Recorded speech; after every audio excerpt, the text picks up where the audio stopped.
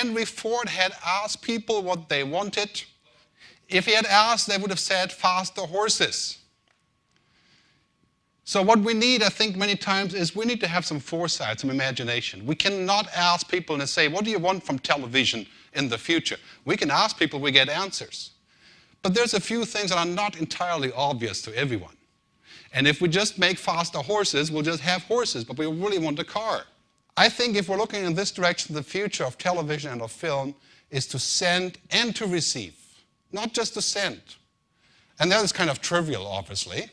Of course we want to receive, but how? How do we do this? I think the end is the important part. What do you make out of this? 2008, American television watches 11.5 hours per week, internet 8.9, and today, 11.5 hours of television, 14.2 of internet. So has the internet taken away from the television audience?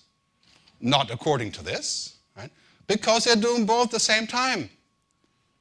Right? That's the answer. It's quite obvious. Television matters just as much, but the internet is taken over as a secondary channel or sometimes a primary channel. They work hand in hand. It's not one or the other. So if we're falling in this direction, we're basically seeing this. We're seeing complete convergence of television and the web, and of push media and pull media. Convergence means that both belong together, but of course in a fragmented market, that means we have to see where we put what. And clearly in 5 years, we won't be talking about internet and television as separate entities. They'll be completely merged. Let's look at the real aspects of this. What does it mean? It means that we are becoming connectors, not just directors. It's a bit different role, different ways of looking at it. So in this context, let me introduce you to the teleweb, the television web. What does that mean? I mean, this green box we're all very familiar with, but of course now the teleweb means, with the iPad, every magazine is a television station. I don't know if you played with the iPad, but that's basically what it does. You click, you point, you move, you swipe. My grandmother can do it. Then we have the connected television. You will not be able to buy a television that's not connected to the internet in 2 or 3 years. Every single television will automatically connect to the internet. Change in television watching because of internet, quite interesting, as I said before, same amount, 64%, some more, some less, but by and large, not much of a change. So the real hope for television and of course for films also in the future is the convergence of the two. And that's what we're looking at. The TV generation and the net generation is completely different kind of user. One wants to switch off, right? Being in front of TV, you switch off, you disconnect. The television, the net people want to switch on, right? Because they're looking to connect with others. That's a whole different frame of mind. Today we have a multiculture. We're saying, have you seen Robbie Williams' latest track with a Thai overdub? Standard procedure for kids. Multiculture, fragmented, sending and receiving.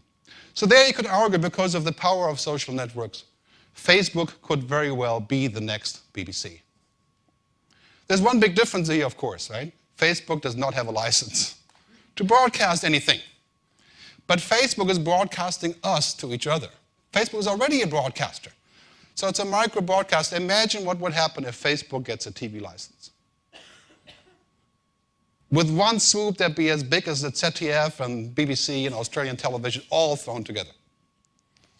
Think about the commercial opportunities there, because Facebook doesn't know shit about television or content for that matter. They're a bunch of geeks. All right, so there's a huge opportunity here. Social networks are the next broadcasters. And if you're currently on the broadcasting business or in the film production business, you won't get around these guys. That's your audience. That's the engagement that comes from there. Look at these numbers from the latest Morgan Stanley report. It's not just Facebook. It's QQ, Baidu, Cyworld, Mixi, Orkut, Hi5, and all the other stuff that people waste time with for good reason. Right? Think about what it would do if you could think of Facebook TV. What is your role in this ecosystem? You're going to leave this job to Google? or to Vodafone, or to Facebook. There's a huge potential of collaboration with these companies to create television, film, on-demand content channels. You need to prepare now for total convergence. Again, look at your 13-year-old and you know what convergence looks like. You know what they do at the same time: SMS, the mobile phone, the television, the computer, listening to music and whatever, smoking at the same time. Listen to and watch your kids. TV is push, web is pull, so you have to mix them up together, right? Blend them. Use the best of both worlds. And of course, this is vastly different in different cultures and different countries. So one thing I cannot give you today is a recipe. I can give you a view. You have to cook your own recipe, because all cultures, all countries are different. But please reduce the time spent on making faster horses. Sometimes you have to do that. But let's look at cars. Let's look what's after the horse. And here's a short warning. These developments aren't linear. If you were unfortunate enough to go to business school, which I didn't, I went to music school, then you learn that businesses grow like this. Right? They go linearly, they have ROI and all that stuff that you learn about that I only peripherally touch on. So it's not linear. These kind of things are explosive or they're dead. One of the two. It's like this. It's a hockey stick. It's not gradual. So if you're hoping that you have time to catch up before the hockey stick takes off, you have to create the hockey stick. You don't have time to sit and say, let's watch this development, because when it takes off, you're in the middle of it. So just to summarize, the social networks, it's about when you're out and about. It's not about when you're sitting in your office or when you're at your computer. It's when you're out and about. That is the crucial part of social networking. It's within your tribe. A tribe meaning, as Seth Godin has defined it, about 150 people. In some cases 500 or 1,000, but a limited number. Things happen in that tribe. You want to get into the tribe of every person who is interested in your movie, your film production, your TV show, whatever it is, and you have to activate them. That's the goal. These things don't happen in the wild just because they've seen a link. Right? It's all about the tribe. Which brings me to the next point. It's about people like me. I can't tell you how many people I've found on Twitter and on Facebook and other places, and of course in real life, who I realized they were a lot like me by what they were saying. And I can see that by just scrolling down your last 50 tweets.